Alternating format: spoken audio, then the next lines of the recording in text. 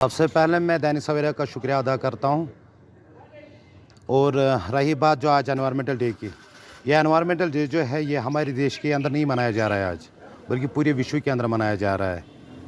1972 में शायद अप्रॉक्सीमेटली ये जो कॉन्फ्रेंस हुई, स्कॉटलैंड कॉन्फ्रेंस, तो उसके अंदर एक ह्यूमन एनवायरनमेंट के ऊपर इस चीज़ को लिया गया कि आने वाले टाइम में जो एनवायरनमेंट में खराबियाँ हो जाएंगी, जो इसके हार्मफुल कॉन्सिक्वेंसेस निकलेंगे, तो इन चीज़ों को हम कैसे रोक सकते हैं, हम अपने एनवायरनमेंट को किस तरह साफ़ रख सकते हैं।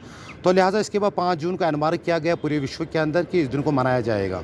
अब रही बात एनवायरनमेंट को हम किस तरह साफ़ रखेंगे, एनवायरनमेंट को हम नीट एंड क्लीन कैसे रखेंगे। एडमिनिस्ट्रेशन इज सेइंग दैट हमको एनवायरनमेंट साफ़ रखना चाहिए, हमको एनवायरनमेंट नीट एंड क्लीन रखना चाहिए। अगर हम अब्रॉड की बात करेंगे, सिंगापुर की बात करेंगे, मलेशिया की बात करेंगे, वहाँ पर हमको एनवायरनमेंट साफ़ दिख रहा है। वहाँ पर छोटी मोटी नदी भी होगी, वो भी नीट एंड क्लीन होगी।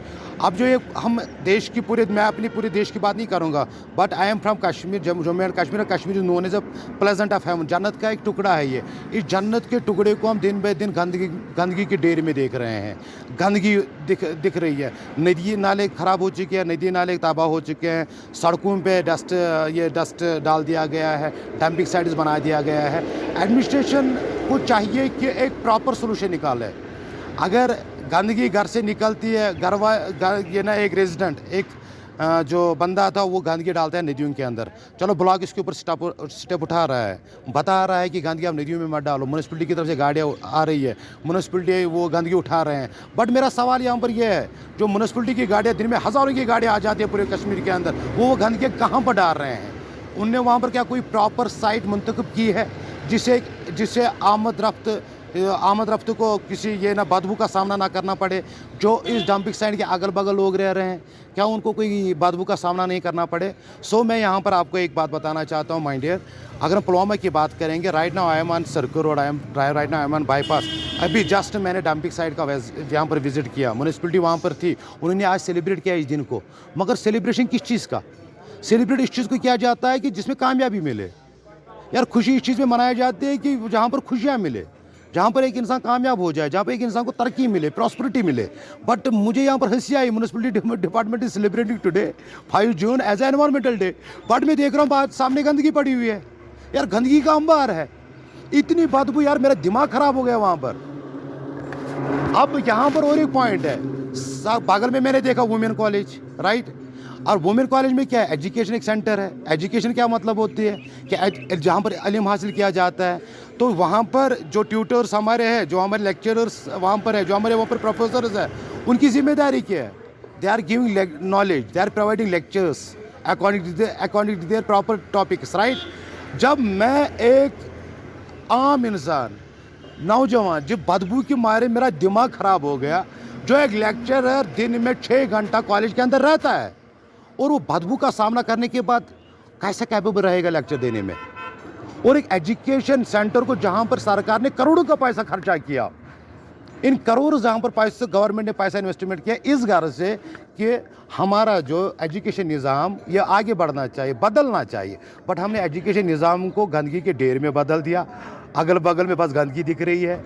अब मेरा सवाल यहाँ पर यह है म्यूनसिपलिटी डिपार्टमेंट को, आज का दिन आपने क्या सेलिब्रेट किया? आप कौन सी इन्फॉर्मेशन देना चाहते हो पब्लिक को? आप कौन सी इन्फॉर्मेशन देना चाहते हो? आप कौन सी नॉलेज देना चाहते हो पब्लिक को? पब्लिक तबाह हो गई है, पब्लिक बदबू के मारे जूझ रही है, रेस्टोरेंट नहीं चल रहे हैं, हमारे बच्चे यहाँ से नहीं जा रहे। इतनी ही नहीं है बदबू वहाँ पर है, जहाँ पर गंदगी होती है वहाँ पर कुत्तों का ढेर होता है, वहाँ पर पागल कुत्ते बैठे हुए होते हैं। बिल्कुल ज़ाया है, करोड़ों का पैसा ज़ाया हुआ है, दिख ही नहीं रहा है। जहाँ पर अगर कहीं पर हम पैसा खर्चा कर रहे हैं तो वहाँ पर डेवलपमेंट दिखनी चाहिए।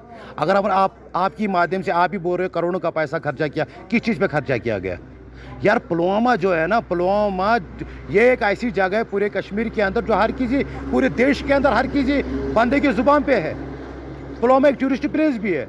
पुलवामा से हम शिपियन जाते हैं अरेबल जाने के, पुलवामा से यूसी में रख जाते हैं, पुलवामा में चित्राल एरिया वो टूरिस्ट प्लेस है। पुलवामा के लोग पढ़े लिखे हैं, मगर हम ही परेशान हो गए हैं एडमिनिस्ट्रेशन को कहते यार एडमिनिस्ट्रेशन इस डंपिंग साइट को चेंज करो। हम मानते हैं गंदगी इन्वायरमेंट से ही निकलती है, हमारे घरों से निकलते हैं, बट मैं यहाँ के आपके माध्यम से ये बात बताना चाहता हूँ, यार एक प्रॉपर सोल्यूशन तो निकाल दो भाई।